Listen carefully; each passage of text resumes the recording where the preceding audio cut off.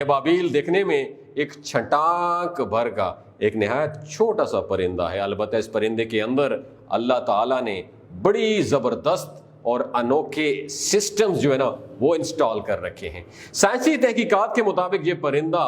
बगैर रुके 10,000 किलोमीटर का सफ़र तय कर सकता है और इस तमाम सफ़र के दौरान ये ज़मीन पर एक बार भी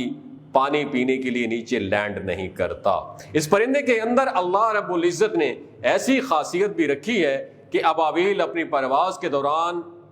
डीप स्लीप सो भी सकते हैं और इसी दौरान ये हवा में उड़ते भी रहते हैं। और इसी सिलसिले में जब साइंसदानों ने मजीद रिसर्च की तो उन्हें इल्म हुआ कि ये दरअसल परिंदा